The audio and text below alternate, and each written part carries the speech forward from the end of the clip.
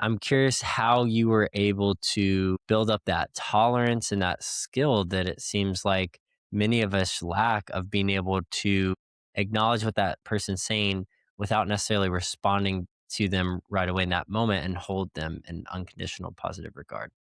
That notion that it is important to hold people's humanity.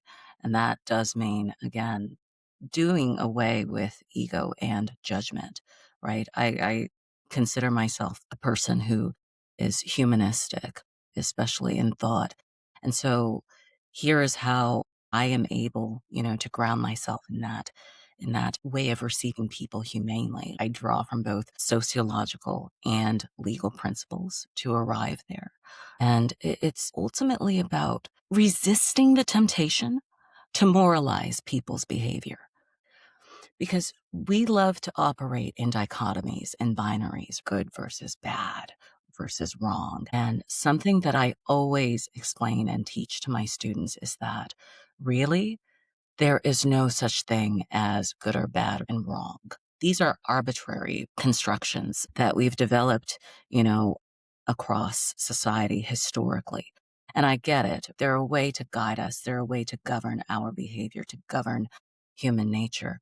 But once you recognize that these things are arbitrary, you're actually able to get down to the bottom of it and see that what's actually at the center is human interest. So instead of good or bad, right and wrong, it's about self interest. And that is what, enables me personally to hold that complexity.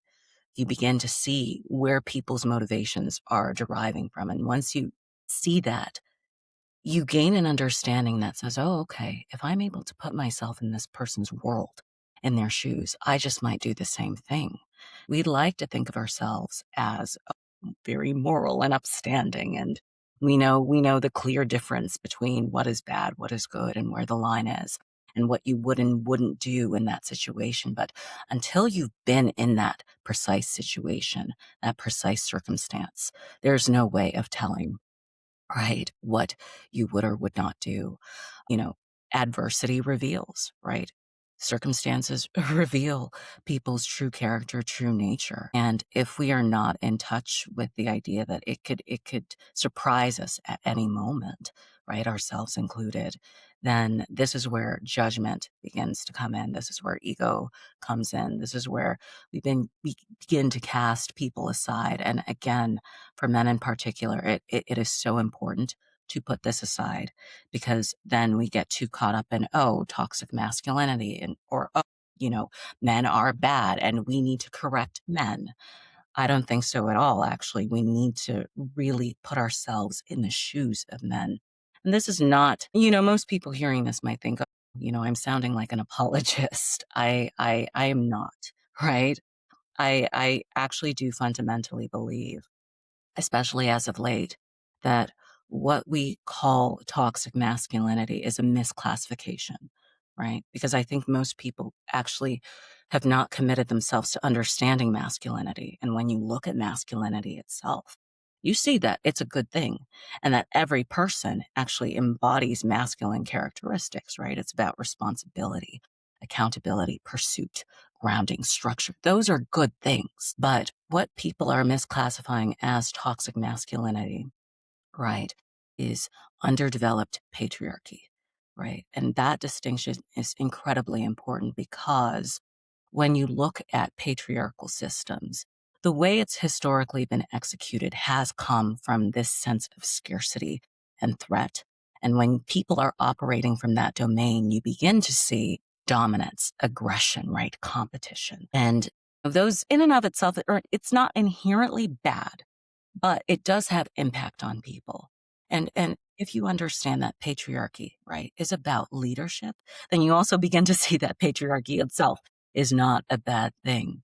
But we are responding to historical memory, to societal memory, right, where people have had to survive. And so when you're operating from survival instead of abundance, that's when you begin to see a lot of these so-called toxic behaviors coming into play. But it's actually not about masculinity at all. It's about these internalized patriarchal norms that are informing our behaviors. And women too. women have definitely internalized, underdeveloped patriarchal norms. So, the next time we point to men and say, oh, men are toxic because of XYZ behavior, I think that's an incomplete analysis because we are not taking into account all of the sociological factors, especially the sociobiological factors that inform men's motivations, right? Men are a part of society, they comprise society. But if we train men to attach their value to what they're able to produce, right? What they're able to sacrifice, how much they're able to make, and ultimately internalize that for some reason their lives are disposable. When a war is breaking out, we draft men off to war, right? And call them noble and valorous because they're sacrificing their lives. Something is wrong with that equation, right? And again, if you can step into that world, you'll begin to have more compassion for that experience and you will no longer classify it as toxic. You'll classify it as actually a normal response to unfair variables, unfair circumstances in life. Does it extend onto broader society? Yes. But the reason why these behaviors are proliferating is because we are actually refusing to hear men when they're saying, I am hurting. Nobody understands me. Nobody values me. If I'm not making money, I would rather die. I have heard men say this, right? They have said this to me, right? Women think I am bad. I am a villain just for existing. How is a human being who's contending with all of these scripts that are stacked against them supposed to think otherwise, right? Supposed to actually view themselves as capable of contributing to society in a meaningful way and in a purposeful way. Instead, they're being constricted to so many different agendas, right? To corporate agendas, right? To political agendas, right? To even romantic agendas that constantly are saying, we need you to change, right? In order for us to love you and accept you. And that is not loving at all. That is a game of conquest. That is a game of control. And so, this issue matters a lot to me because as somebody who cares about power and helping people realize their own power and potential, if you're not speaking, words of actualization into people, there's no way they're going to self actualize. I genuinely believe that in order for people to assume and embody power, they have to be able to reframe the way they look at themselves and the world around them. Otherwise, we're sponges as human beings. We absorb our environment. If we're constantly absorbing negative things that tell us that we won't amount to anything, we will fulfill that prophecy. And so it's important for both men and women alike to absorb better better narratives, right? Whether or not they're true, it's still a positive, net outcome, to absorb better and positive narratives, empowering narratives that tell you you are in this world to contribute, to be a creator, to be powerful, to empower others, to assume your unique, given talents, right, that no one else can replicate. It's important that you lean into this. And so for men especially, it's important that they lean into this purpose. For women, it's important that we take a step back from what we are looking for men to be. And instead of attaching ourselves to the perceived power that we believe men have, right, we actually need to take our own power. We need to assume our own power, right? We're again, not to be, too castigated, having proximity to power, right? Attaching ourselves to proximity to power is not the same as power itself. So for women, right? Again, it's easy to look at men and say, oh, men have so much power. Men have the veil of power. They have assigned power. They're breaking from that assigned power. It's not the same as actual lived power. And so if we keep telling men, well, you have so much power and you need to correct this, on the part of women, that's a delegation of power. Because again, if you understand the nature of power, you understand that you are claiming it for yourself. You're not looking for anyone to give it to you. Right. And I think the disconnect from men is that they've been told they're powerful. Oh, you're so powerful. What do you have to complain about? But that story, once again, is incomplete. It's not. And so it's important that we look at the male experience with a critical lens, right? so that we're helping the other half of the population rise. And then we help society rise, right? It's all interconnected. Men's issues are not just men's issues alone. They affect society. And that's just what I want to drive home. Tell me about the moment you realized when women talk about wanting to be vulnerable, we're actually only comfortable with a narrow version of that vulnerability. And you have an interesting way of framing this through the legal framework of mens rea. Yes, absolutely. So what I've encountered in my own work and especially, in teaching and even in discussions with women is that, we like to experience vulnerability from men on our terms because the moment men say something that deviates from our internal model of what a man should be or what vulnerability should look like, some of the immediate comments become, oh, well, you need therapy, or you're degenerate, or how could you even think this? And it's interesting to evaluate because true vulnerability comes when somebody has something to lose, right? There's risk involved, not when it's convenient or it's safe or it's palatable to ears that we're trying to seek approval from. And so with mens rea in particular, right, this meaning is that we do not judge thoughts alone. And that is incredibly important in order to foster deeper listening and understanding. And so, for those who are not aware, right, mens rea is a legal principle, right? It's the mental state required to prove criminal culpability. But what it really centers on is that we do not judge thoughts alone. And so, having worked in white collar criminal defense, this really helped ground me as I was interfacing with clients because you quickly learn that your opinions, your biases, they're irrelevant to making a compelling case for your client, whether or not they are guilty. Right. And so you're listening for facts. You're listening for not only the factual evidence, but the circumstantial evidence in order to create that compelling narrative that can persuade people. And so when it comes to men, I think that this is a useful principle to carry because it enables the ability to actually listen, right? And I want to be clear about what I mean when I mean listening. It's not just, oh, I'm only going to listen to you insofar as I remain comfortable with what you're sharing. It's, I'm going to stay with you, even if I am shocked or stunned, or feeling threatened by what you're sharing. And so in my conversations with a lot of men, it just life feels meaningless, right? And these are incredibly important things to know and to listen to because once you sit with it, and especially as a woman, you begin to see that the lives of men are incredibly complex, incredibly. And they're not all that we deem them to be, especially coming from a woman's perspective. Yeah. The whole goal, Wes, is to just listen, to foster better understanding, and to move both men and women, from these silos into greater understanding of each other. And I care about this, especially as a woman who is seeking to understand both myself and men at large, and how we can foster parity.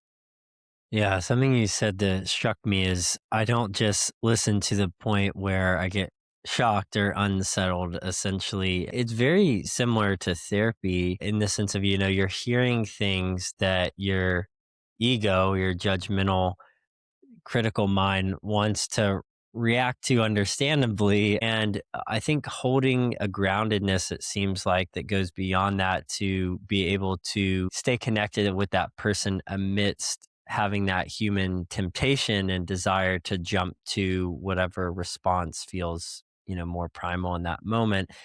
And I don't know if you know Carl Rogers. He was a therapist in the early 90s, but he has this phrase called unconditional positive regard. And what it is essentially saying that no matter what you say to me as an individual, I will always uphold your personhood as worthy of connecting with. And it certainly acknowledges, just like I'm in your work, that what that person is sharing is an issue. It is a problem. It is a struggle. We can't act like that's not real and bypass it in that way.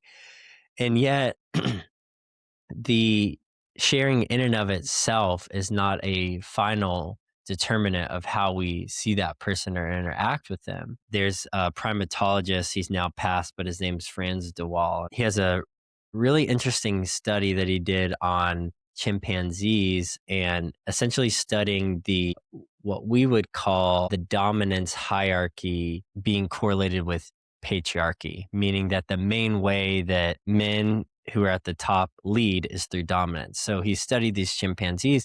It's very interesting. He actually found that when a chimpanzee male leader would try to dominate the group that he was facilitating, essentially his community, would actually backlash and take him down and tell him like, hey, like this is not okay. Like you kind of put him in his place for lack of a better term. But the most effective leaders in these communities were actually ones that used the power to protect and to facilitate peace and actually created not a hierarchy of like, I'm here, you're there, but actually saw the leader kind of come underneath the community to be the first one on the front lines to defend, to provide, to protect all these things. And I think that resonates and tracks with a bit of what you're saying, which is we just say in general, because someone, a particular male, has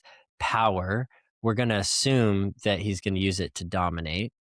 But I think we're all on the same page that dominating anything is not the way forward. That's not like a, I don't know how to say it. It's not a flashy or like revelatory thing. I think we're all on the same page with that. I think where it goes a step deeper is exactly what you're getting at, which is it's we all have power as individuals. It's how you use it. And instead of saying that men are bad for having power, what if we actually help them realize how they're using it? And if it's to dominate, to correct, and it's to actually protect and to come up under instead of to come on top and push down. And if they're not taking up power, which is really the other half of men nowadays, not being assertive enough, not stepping into their roles in society, it's actually this call, to use your language, to be empowered, to actually take up the power. But when you continually hear having power is bad, why would you pick it up? Because you're told essentially, as soon as I pick it up, one, I'm going to be penalized for it. But two, I think there's this internalized shame that says, well, what's wrong with me if I did have power? You know, if I were to use it to step up, then obviously only negative repercussions were to happen. So it sounds like instead of throwing the baby out with the bathwater, like we've done, essentially said, well, patriarchy is bad. This reframe you've offered is particularly insightful, but I think is wise because it gets out of this dualistic thinking, which you named earlier, of like, it's either this or it's out. It's moralized essentially, which I now realizing, wow, it's like kind of connected to what you were saying. And instead of doing that, putting that aside and just saying, okay, every person as an individual has power. Society has set up some people to be more proximal or set up to access power more. Instead of judging them for having it or giving them affirmation for being close to the power, have them have a reflective inventory of how the power is showing up in their life and to essentially use it for good instead of evil. Yes, absolutely, absolutely. And again, I love what you've laid out, Wes, because most people mistaken, leadership for dominance, right? And leadership and dominance are two separate things, actually. And I love, you know, what you've offered is that yes, you can lead from behind. You can serve as a leader. You can serve people. That also makes you a leader. But dominance itself, and I could be wrong about my conclusion of this, but I think dominance is the strongest expression of insecurity, right? If you have to dominate people, you're operating from an empty well. You're saying, hey, look at me this way. I need to control your perception of me. But true power, true leadership understands that I don't need to control anybody's perception of me because I already have it. Let them think what they will, right? My job is to step into my purpose and what I'm here to do. People may laugh, they may mock me, they may think I'm weak, but I know what I bring, right? And so if you tap into your unique strengths, right, and understand that you're not meant to be like everyone else, you will start getting comfortable with where to apply those strengths. I think, again, people lean on dominance, right, when they're unsure of how to really allocate and direct their strengths. Right. And they're unsure of how to contend with their limits. We all have limits as human beings, but we all have unique strengths, and it's something that I care very seriously about as a professor, right? Because as a professor, I understand that not all of my students learn the same, right? But so just because not all of them learn the same, does that make the people who are not able to keep up with my learning, my teaching style, does that render them unintelligent? No, of course it doesn't, right? It just means now we need to find a way to channel their greatest strengths, toward, in a manner, right, that helps them feel fulfilled. So with men in particular, again, it's you can lead as a man, and it's not a bad thing, right? Like that's not a bad thing, but people presume, oh, man equals dominant and therefore man equals bad, or therefore man equals oppressing me, but I also have an unpopular view about oppression, and it's that, those who are oppressed, who are trying to seek escape from oppression and trying to seek that escape, they start getting very wedded to the narrative that their oppressors are supposed to give up their power voluntarily and willingly. And there's nowhere in the playbook that says that that's actually the natural order of things, right? Unfortunately, it's not. If you are inhabiting power, right, and it's benefiting you, why would you give that up? You wouldn't, right? And so it's actually not the responsibility per se, right, of the person inhabiting power and channeling their strengths the way they need to. It's the responsibility of the person saying, hey, I I need to take and claim my power. I need to liberate myself, right? They have what they have. How do I get to what I need to have? Right. But again, there's this misclassification that a majority of people are comprising an oppressive class, right? It's actually a very tiny group of people uprising an oppressive class. You don't need the majority, to institute regimes that dominate other people. You only need a small, elite, determined minority that says, we're going to lead with this ideology and we're determined to institute it. And then we'll institute it in such a manner that other people consent to it, other people follow and subscribe. That is actually how power works in a lot of ways. And it just is. It doesn't mean that it's fair, but life is not fair. But it just means that that's how it operates. And so for men, it's easy to look at men and say, oh, men are an oppressive class. But we are discounting that actually the majority of men are not realizing the benefits of having power in the way that people deem, right? The majority of men are not owning big financial corporations or firms, or making political decisions. That's a very few minority of people. And so people automatically think, oh, you're a man, you're coded in this group. So therefore you must necessarily subscribe, to this same ideology inherently. And it's much more complex than that. Most people, it, this is sad to say, but most people are not making decisions for themselves. Most people are just following what is offered them. And in the same way, I think most men are just following the options that have been given them, right? And it's really hard. I think we underestimate how hard it is, to be subversive with those kinds of structures. It takes an immense amount of willpower.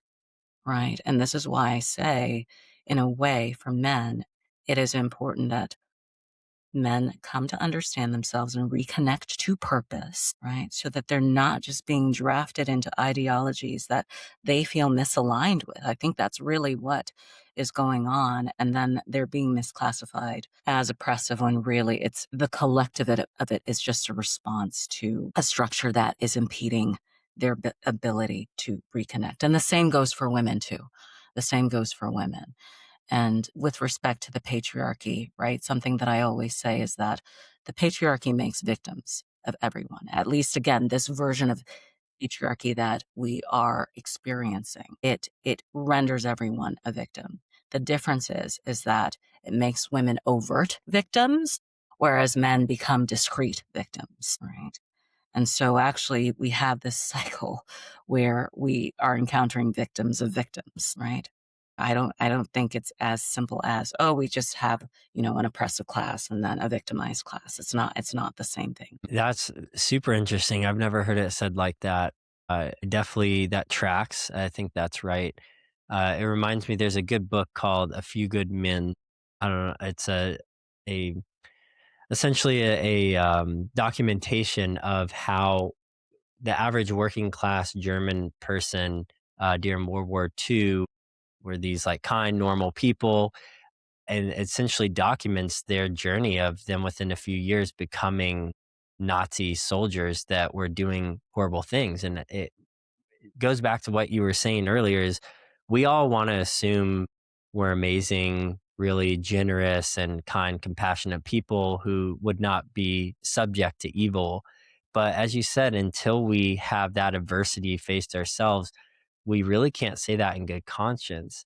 And instead of sticking on this macro level, which is what it sounds like you're saying, we often try to engage with this topic on, of essentially looking at the Donald Trumps, the Elon Musk, the Putins of the world and saying, oh, these are archetypes for the average expression of masculinity, and saying because they're expressing power and dominance in a certain way, then it's assumed that every man is. And so we need to take that away and they're the evil ones, essentially. I think it's taking it to that micro level, and it sounds like it's having the conversations with men on an individual, personal level, saying, "Okay, what's your experience of power, and where are you misusing it?" And down to how you're misusing it in relationships or not using it enough and finding a career. But it's just really getting down to that individual level. And I think at the end of the day, that victim mindset you're talking about causes both the weakling and the tyrant. It's essentially saying, I should not take responsibility for this. I can do what I want, and I'm just going to bulldoze people with the power. Or out of the weakling, it's saying, I could never be responsible for anything because I'm not capable of stepping into this space, of having a relationship, of having a job that pays the bills, of all these things. And I think this victimhood mindset carried out to the extremes are the actual more realistic, sadly, archetypes for where the average guy finds himself. And it sounds like what you're offering is a third way, which is essentially saying we have to bring it on an individual level. We have to ask what's the narrative that's being played out. And we have to help rebalance or recenter, I should say, the understanding of victimhood instead of these extreme expressions, saying we all have a victim mindset to a degree. So where do I have that? How can I address it? And then how can I actually take responsibility for my life in a way that seems empowered and healthy? 100%, 100%, Wes. And again, thank you for raising the term actually victimhood, right? There is a difference between being a victim, right? And being victimized, right? Those are, again, two different things.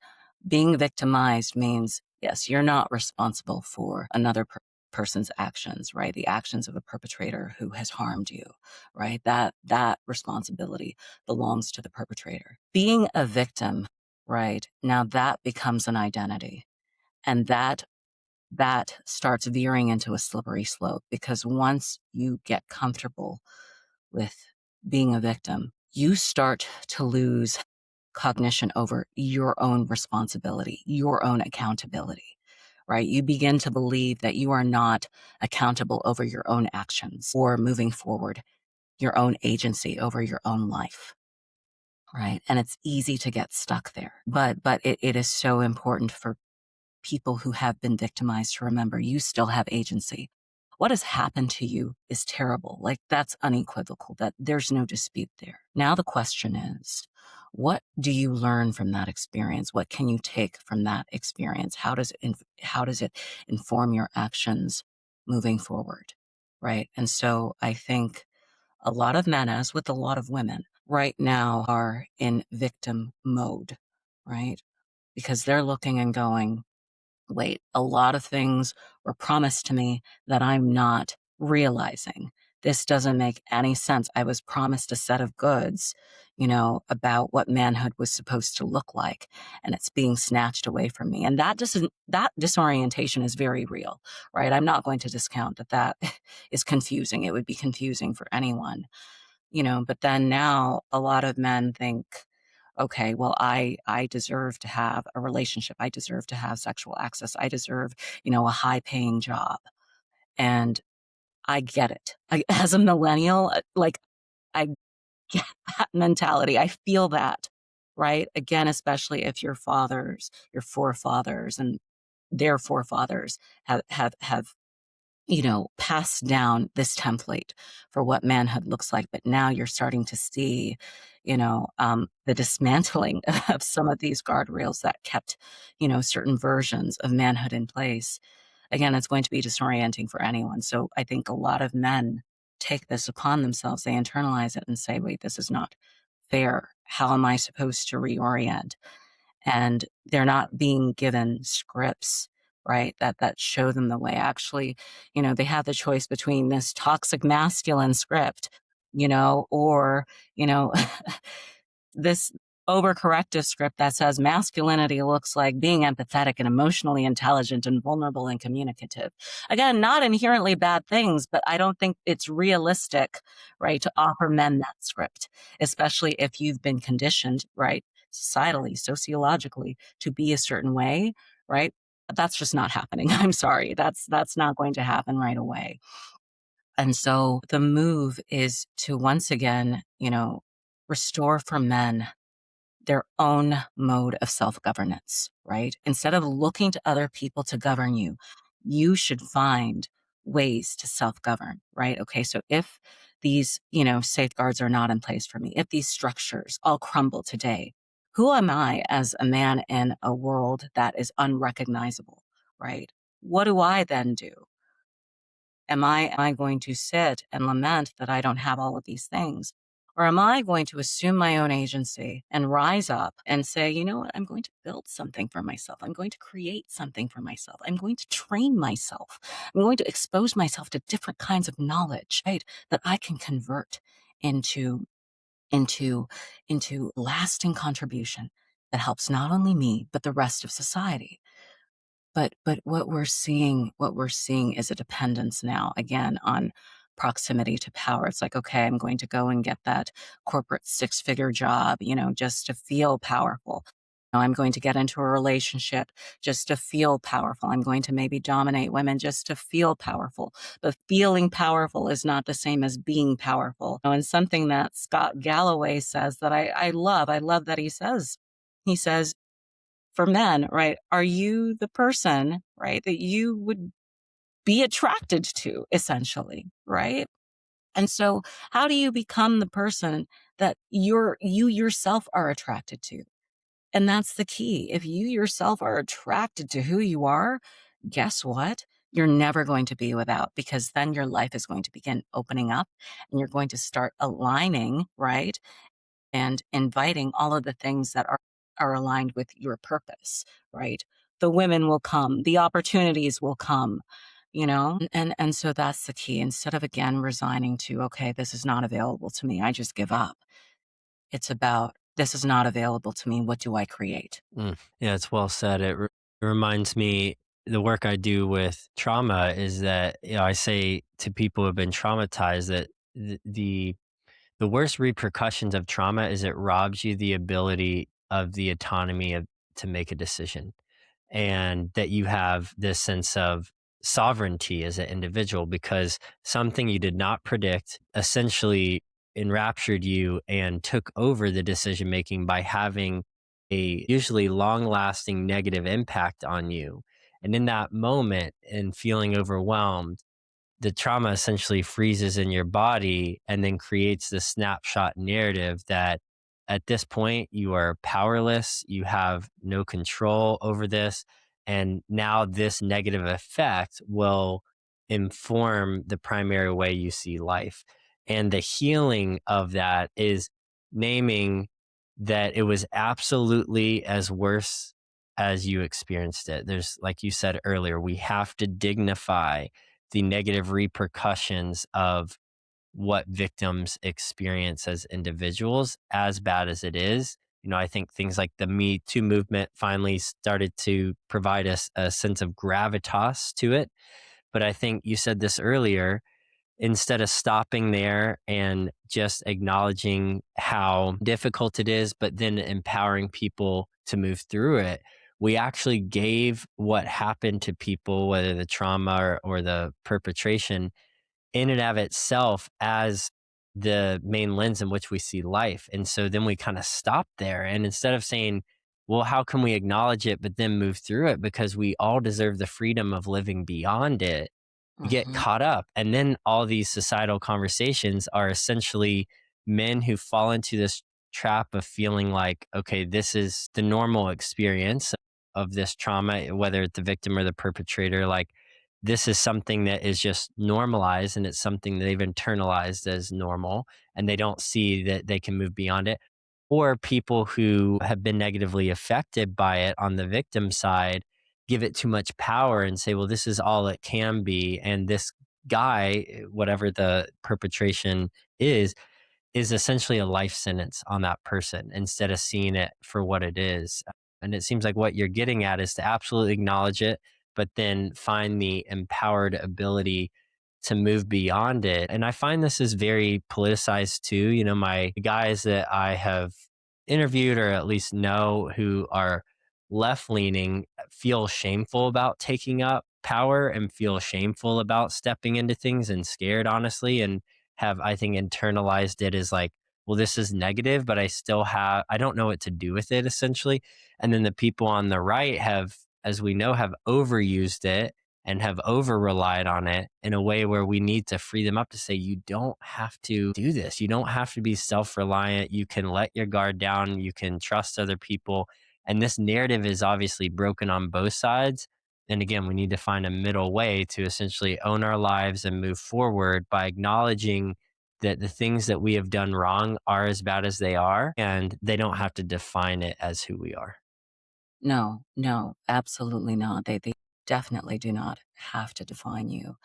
And again, it's so important what you are raising about trauma, Wes, because I think the social discourse on trauma is so unhelpful. We use trauma as a means of shaming people when trauma is actually information. It is a teacher, right? We can learn so much from our trauma, but people classify it as, oh, you have trauma, you have baggage, it's clouding your ability to see or think positively. And I don't think that's true at all, actually.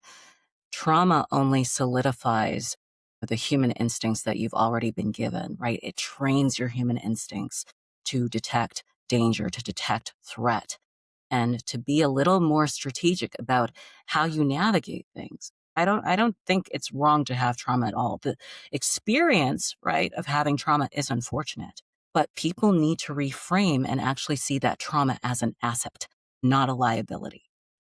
It becomes a liability when you allow it to be attached to shame, right? When you allow it to define you as weak, or, there's never going to be hope or possibility for you. Then, yes, it can become a liability. However, it's also a strength, right?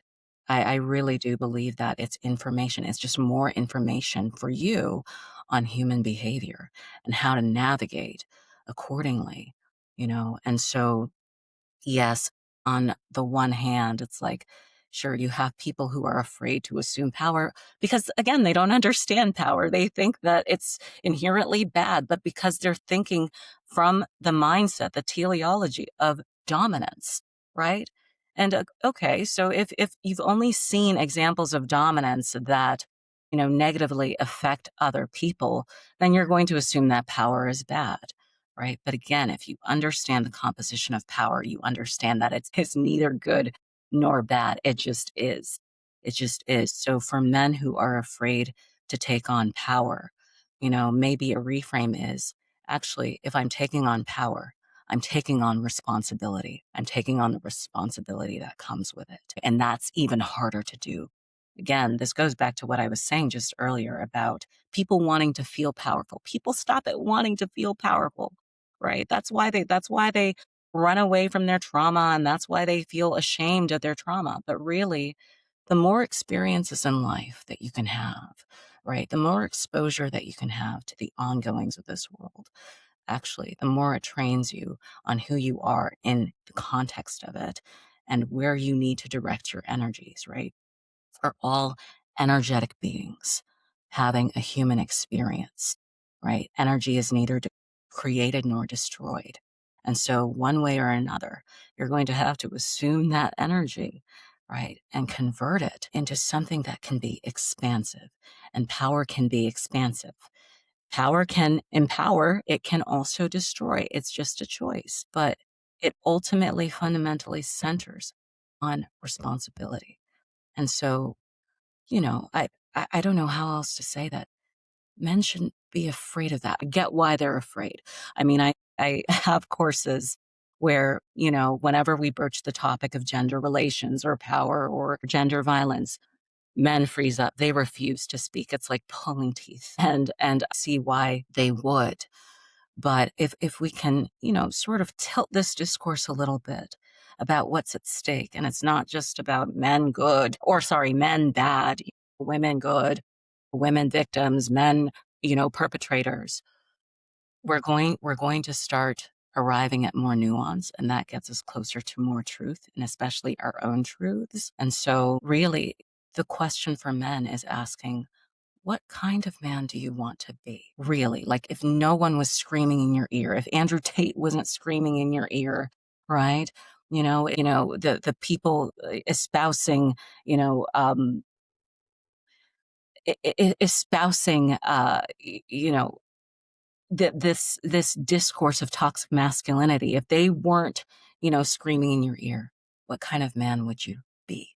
Right? This is an important question for anyone. I really think so. Yeah. Yeah, that's an insightful one. And I'm curious your thoughts on how this plays out in relationships. I think a lot of men listening and their lived experience is that relationships aren't working the way they're supposed to. Everything from being able to go on dates to the communication with women to getting into a partnership and then successfully staying in one. But many men can't articulate why it's so broken, and you've said we're all acting more infantile than we realize. So, can you paint a picture of what authentic masculinity and femininity in partnership actually looks like? And I'd love to hear your take, or I love your framework that you've used on how it's a bit of a business partnership, but I won't spoil it. So, yeah, curious your thoughts. Absolutely. Unfortunately, Wes, relationships are being treated as sites of power struggle, right? They're the lowest hanging fruit for both men and women to prove their power, right? And again, if you have power, you don't need to prove it. You just have it, right? And so the other is treating their proximity to one another as, an expression of carrying out their desires for power, whether they realize it consciously or not, right? And so, we say we have a gender war, right? And I say we actually don't have a gender war. We have a war of infantilism, because true masculinity, right? True authentic masculinity and true authentic femininity are actually compatible, right? They're complementary to one another. You actually need both. Again, if both men and women are entering relationships with internalized, underdeveloped patriarchal norms, right, built upon this infantile need to just, you know, indulge in me, and what you can do for me, you're not going to have a successful relationship. I think men and women in their current iteration and the way that they've been brought up, right, the way that they've been conditioned, we are at a disadvantage to have healthy, successful relationships. We really are. And a lot of it is coming from the refusal to understand the other, which I would actually argue that men understand women better than women understand men. I know that's going to be wildly unpopular to hear, but I do think so. And the reason why, right, is because men have to pursue women. Men have to be entrepreneurial in their pursuit of women. They have to keep on testing strategies, seeing what will stick and not stick, right? So they've exposed themselves to a lot of rejection and understanding of how women operate. Not what women say they want, what women respond to. That is understanding. And so for women, however, women are entering relationships with this idea of men. I would contend that they're not actually entering relationships to understand men, right? There's a lack of desire to really understand men's lived experience. And again, a lot of women will say, no, I always, make a space for my partner to open up to me and share and to be vulnerable, right? But they're not interrogating on whose terms. You mean on your terms or on his terms? Those are two different things, right? And so women really need to start asking what it is they want from men, because if they start asking these questions, they'll realize it's not even the man himself. It is actually, once again, a fantasy. It is a form of safety, right? By thinking, oh, if I attach myself to a man, I'm going to be closer to power rather than developing my own, right? There's no way to have respect, right, from the very man that you are seeking to be in a relationship with, while also signaling dependency, if that makes sense. You're wanting men to provide for you, to protect, and to do for you. You are evaluating men based on their ability to do for you. What about the man himself, right? You're saying you want a man who does this and that. You want a man who's a provider, a protector, a nurturer, who's gentle, who's soft and caring, right? But that's a fantasy. Did you ever stop to ask, what is it that the man himself needs? What is it that he needs in order to succeed, right? And an analogy that I give is that if you expect a plant to grow in the dark, Wes, is it going to grow or is it going to die? Right? Because you never stopped to ask if the plant needed water or sunlight, right? And this is the issue. This is the friction that is being brought into relationships, at least on the part of women. And, you had alluded to the business law framework, right? That I like to use with partnerships. I think we're having such little success with relationships in today's day and age because we're entering from a place of codependency, right? It's about what can you do for me, not who are you, right? And who do you need to be in order to reach your purpose? And so if we use a business law framework about partnerships, right? And one of the main business law principles is that, you know, a business partnership is formed when two people, right, come together as co-owners for profit, right? And if we use that metaphorically, we begin to understand that two people are coming together for something greater than them. They're not coming together for each other. They're coming together for a larger purpose, right? And whether that purpose, right, whether that partnership is, whether the outcome is, you know, creating a child, right? Or creating a business or, you know, bettering the planet, right? You have to kind of decide, what are you coming together for? Because when you decide what you're coming together for, rather than you're coming together for each other and what the other can do and be for you, actually love can begin to blossom for that, because now you are approaching the person from the standpoint of acceptance. Right. And using a business frame of mind, you're actually assessing, okay, what are your strengths? What are your limitations? And are those strengths and limitations compatible with what I'm seeking, right? And what I'm looking to build? Are they helpful for the partnership? And that way you're able to hire and fire faster and without guilt. But you're ultimately saying, okay, I see you. These are your strengths. So I'm not going to expect you to be strong in these areas if you're only strong in this area. And in fact, let's leverage that. Let's leverage that for something greater instead of, I need you to be this. I need you to be that. I need you to be strong. I need you to overcome these limitations. Rather, it's a conversion of, I'm not going to expect you to be what you cannot be. Instead, I'm going to Mhm. allow you to be, so that when we do decide to come together, it's intentional and we are working in service in something greater than ourselves. And so I think, again, I speak as a woman when I say this is especially important for women to navigate because we're too attached to the fairy tale of men, to the fantasy of men. And it's actually hurting men in ways that we are not recognizing because now we're distracting men from their purpose, right? Who are we to say that, men need to be this for us? No, a man needs to be who he needs to be for him, just like a woman needs to be who she needs to be for her. And then the question is, can that work? It's all about defining the scope of that relationship rather than saying, to become one. Okay, that's beautiful, right? But to become one for what? For what, essentially, right? It has to be bigger than that. It has to be bigger because we are bigger, right? And we are greater. So from men navigating relationships, they're always telling me, I have no idea what women want, right? I have no clue. And again, it's easy to, again, want those relationships. It's not wrong to want a relationship, but it's better to come in with purpose. It's better to come in knowing yourself. It's better to be somebody who offers value, right? Rather than being somebody who's just useful, right? Those are, again, those are two different things. You need to be you. It shouldn't just be, how much can I spend on a woman? How much can I give her? It should be, what am I building, right? And if you build something of long lasting value, once again, women will find you. I promise you that. Women will find you. And the same for women. And I think we can get there. But right now, we're too stuck in needing to feel special and needing to feel powerful rather than being it.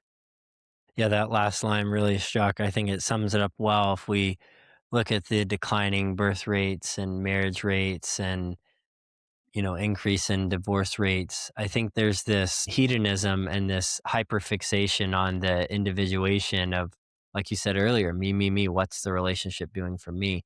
And I like your framework that we move from learning to serve an individual to serving the relationship. And if we look at how we approach relationships, our careers, our health, we rarely see it as the transcendent purpose that goes beyond us. And we actually tend to compress it and limit it to, well, I need to be healthy so I can live a long life. Like, I don't want to have kids because I want money and the world's cruel. And why would I subject them to that?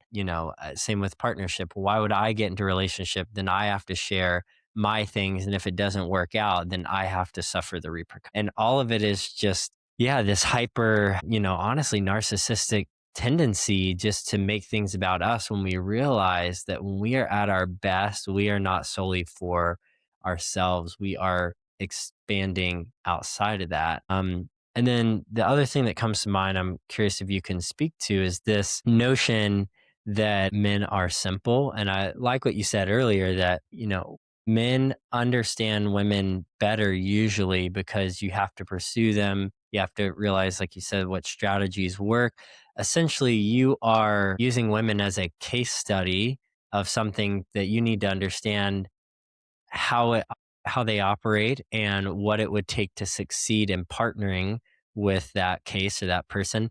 Meanwhile, women's misunderstanding that men just want food, sex, and money Mhm. actually bypasses the genuine complexity of men, number one.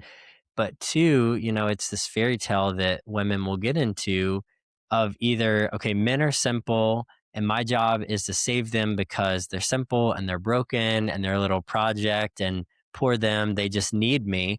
Or the opposite of the damsel in distress of like, well, I have no power.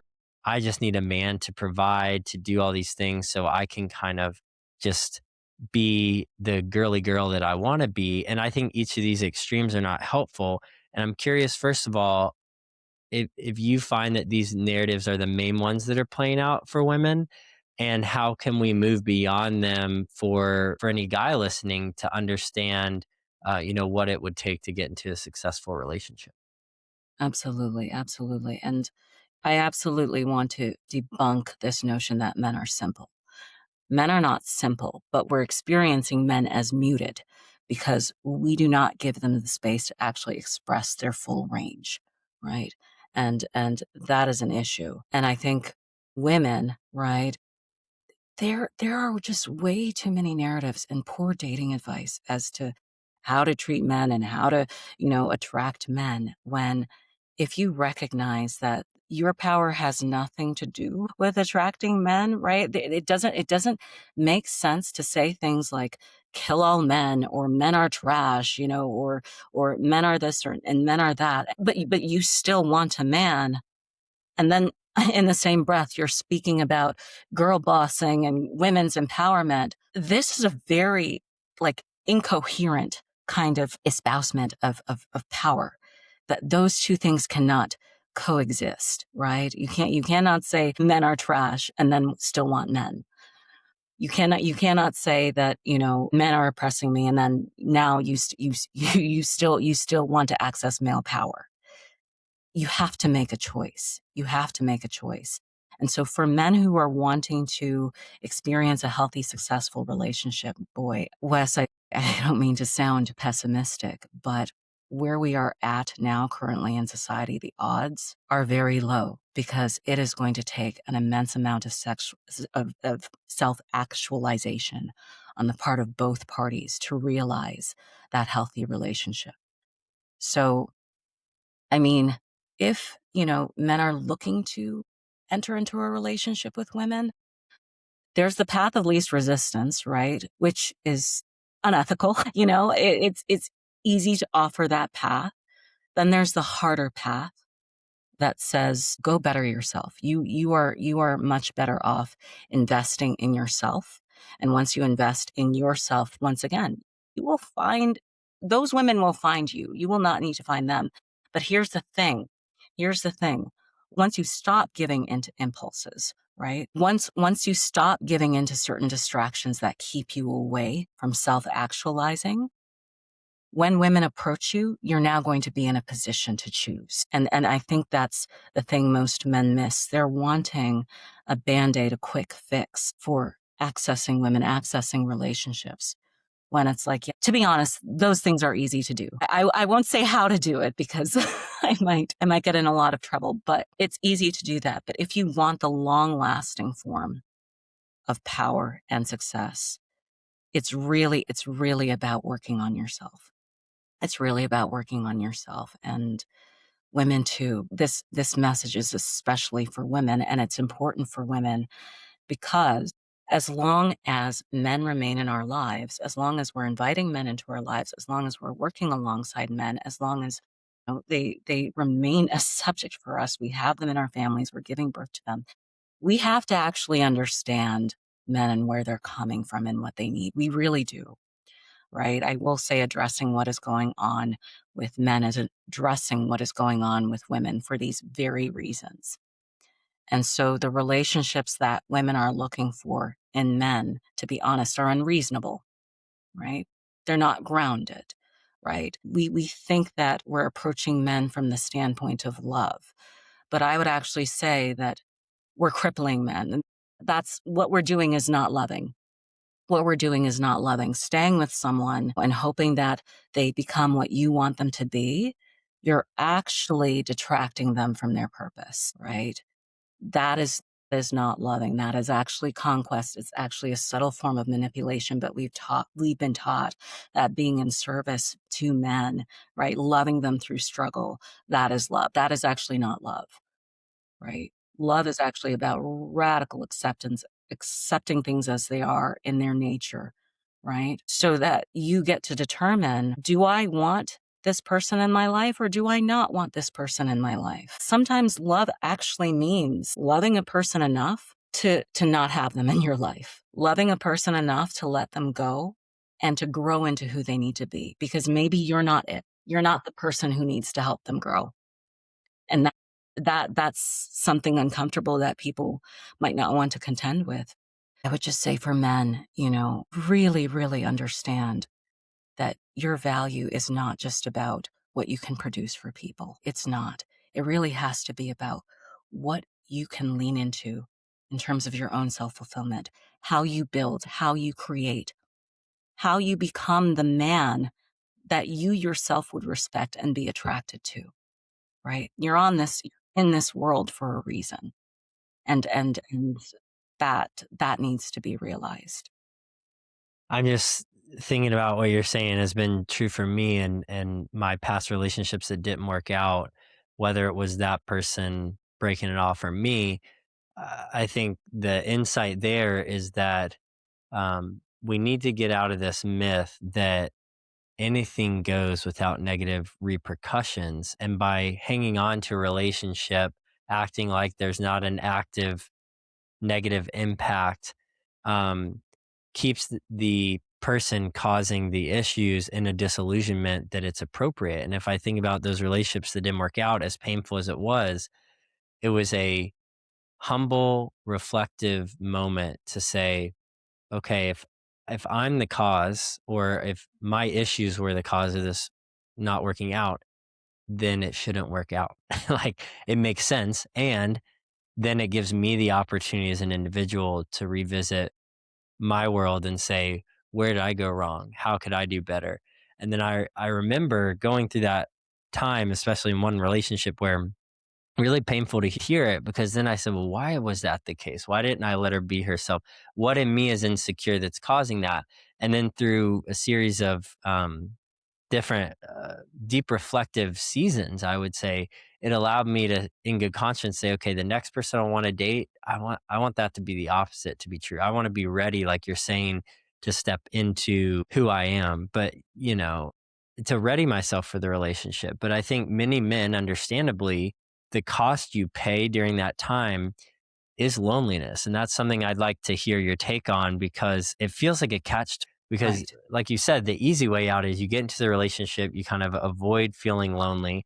But the issue is you're not taking the time that you need autonomously to work on yourself to be ready for the relationship. So it's almost like a form of entertainment or avoidance that the Right. relationship becomes. And we have not equipped many men, particularly, to learn how to be okay, to be alone in a way that doesn't overwhelm them, and then look to other things, let's say like alcohol or porn or video games, to essentially functionally play the role that a relationship played, that still prevents them from facing things. Because the male loneliness crisis is actually dismissed by a lot of women who say, doesn't focusing on men's issues just give them a pass? And you actually say, no, it's giving women a pass. I'm curious if you can explain that. Absolutely. Yes. So, I've had women say, "Oh, Christine, you're just giving men a pass to continue indulging in bad behavior." And I said, "No, I'm giving you a pass. I'm giving you a pass to make an informed decision for yourself. Why are you so invested in changing him? Why is that your responsibility? Why are you not recognizing that you are actually engaging in a cop out because it's easier to focus on him and what he's doing wrong rather than on you and what you need to do to rise fully, right, into being the best version of yourself?" So if men's behavior bothers you so much, you have an option, right? You have an option to leave the relationship. But if you're going to stay, understand, right, that you need to assess the costs and the benefits, right? And again, this could be curtailed if women actually just understood men and understood that, yes, the male existence is actually very lonely. And I hate that I keep on picking at words, but there's a difference between being alone and being lonely, right? You can be alone and not be lonely, but men are lonely even when they are in relationships because they don't have many outlets, right, to actually express what's going on in their inner world.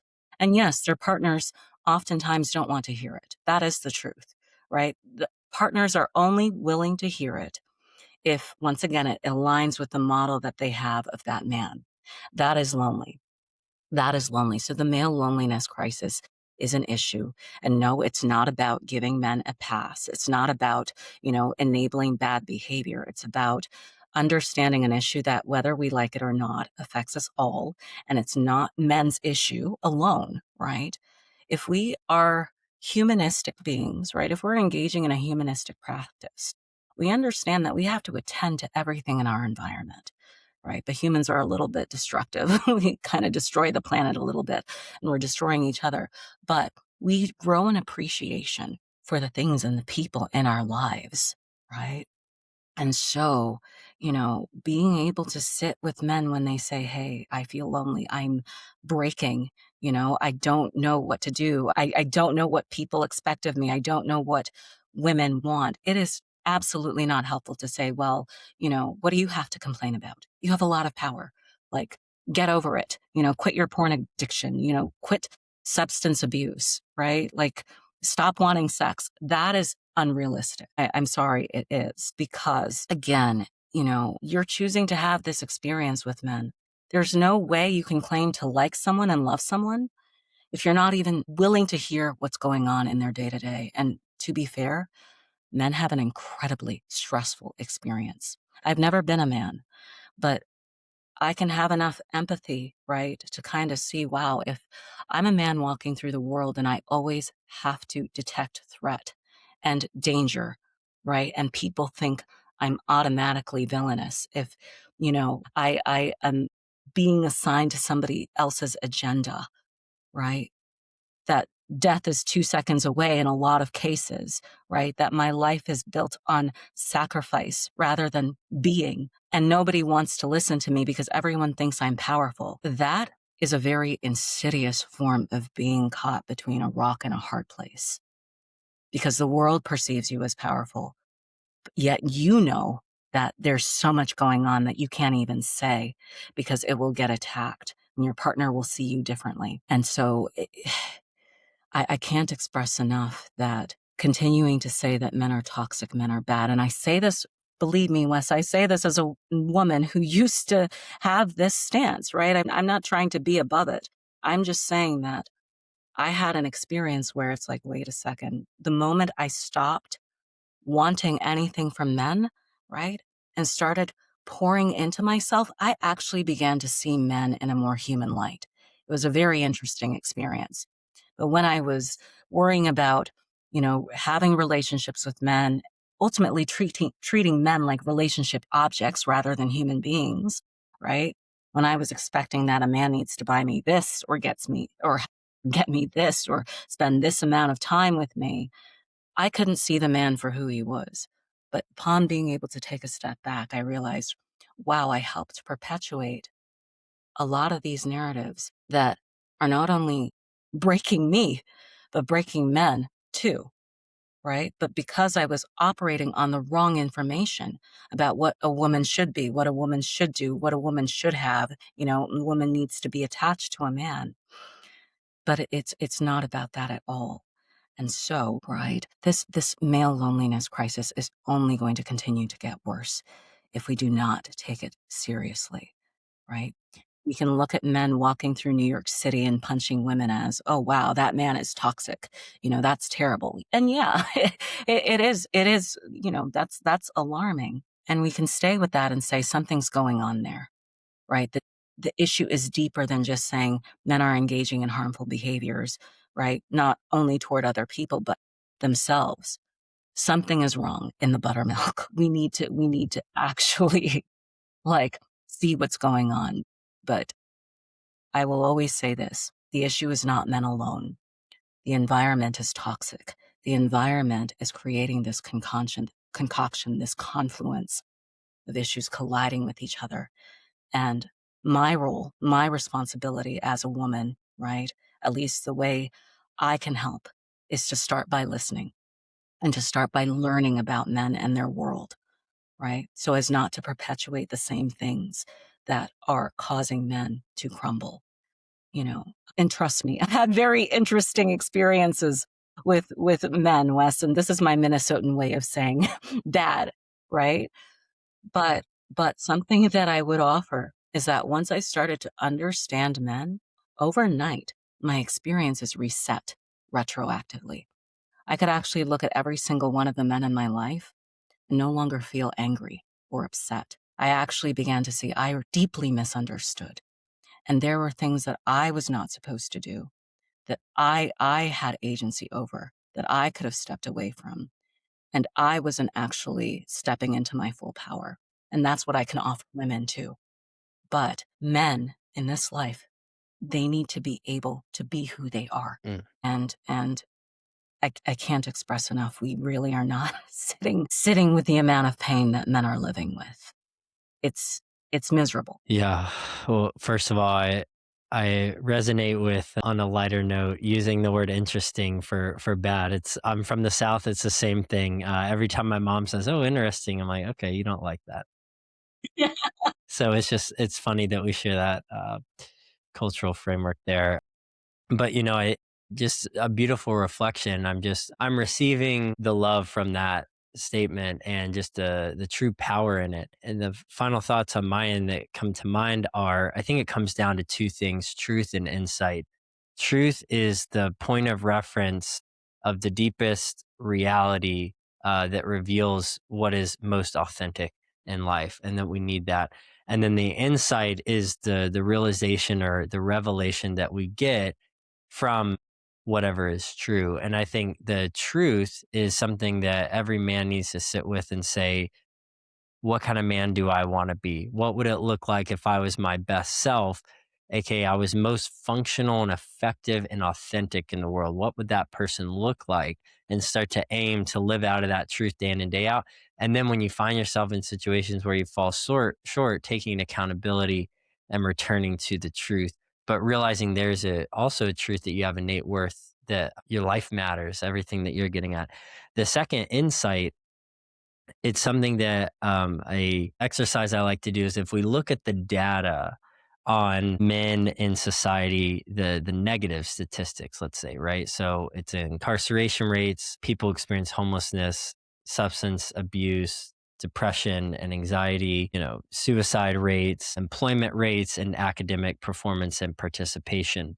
All of those heavily skew negative towards men.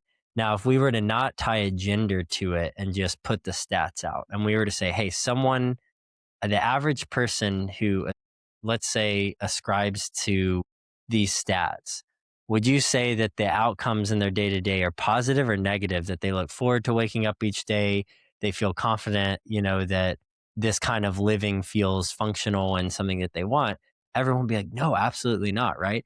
But it's even though it's all men and the average man has a high chance of falling into one of those unfortunate statistics, we hold on to this old narrative that they still have the advantage. It's still better for them. They're still waking up, kind of ruling and dominating and getting what they want. When in actuality, the stats show us that that's not true. And I think that's where we need to value the insight or the realization that we cannot continue just to ascribe to old narratives, but we have to continually open ourselves up to the ever evolving insight and enlightenment of what is true in the now. And as hard as it is to both see the truth of who you could be if you put forth effort, and responding to the insight of the current realities that we need to face, our ability to hold both intention, but to face both, I think is the way forward. And it seems like it's the way you're proposing. Yes, yes. No, 100%, Wes. The statistical data doesn't lie, right? But even the anecdotal data doesn't lie. And so it goes back to what I said. Something's wrong with society, not the men themselves, right? We are not creating a space or a vehicle for men to rise into the ways that can best serve their highest outcome. We're not. And even as an educator, right? That's clear to see, right? We stick men into classrooms. We tell them to, stay still, pay attention, right? And perform well and become a good student. I don't think that's beneficial to men, actually, right? Let's get them in touch with other faculties, right, that help them to be the most successful. And it makes me wonder why we are not more invested in this, or why we're not paying attention. It seems a little bit, not to use an extreme word, but a bit sinister. There's something deep about this issue. So, Yeah, I agree yeah. with that. And I really can't thank you enough for being humble and open enough to receive that realization that you were approaching it in a way that was not helpful or loving to yourself or others, and your ability to then make that change and then commit to this work. I can say as a man, I'm just so thankful that you have gone on this path and that you're committed to it. And for any guy listening, it should only make you want to be better, knowing that there are people that are out there who want what's best for you, who are fighting for you, but who also want you to own your life in a way that they're owning theirs. And I think, Christine, your path of both being authentic to who you are, but not letting it stop there and being generative to giving for the good of men, which is actually just for the good of the world. I'm just deeply thankful, and all your insights were just so helpful. I know for me personally, I'll be going back and listening to this and sitting with it. And I'm curious if someone has resonated with a lot of what you're saying, where they can keep up with you and find your work. Yes, absolutely. So, I have a foundation called the Elizabeth Chinabuah Foundation, and one of our first inaugural divisions is the mens rea division, right? That is tackling this issue on male loneliness and the crisis in masculinity. So, I would invite viewers to visit www.etmens-rea. So, that's where you can find our mens rea page. And we're currently offering paid seminars. One is called Debunking the Modern Relationship, right? Trying to dispel all these assumptions. And the other is Listening to Men Beyond Pathology. But we're also offering office hours where men can just come and talk to us, right? And get, a criminal defense perspective, not legal advice, but a legal perspective, on some of the things that's going on. Great. Well, thank you. We'll put all that in the show notes, and so glad that we were able to connect. And I look forward to, walking step in step as we continue to both serve men and, our greater society in this meaningful work. So thank you again. And guys, until next time. Thank you so much, Wes. Thank you for having me on.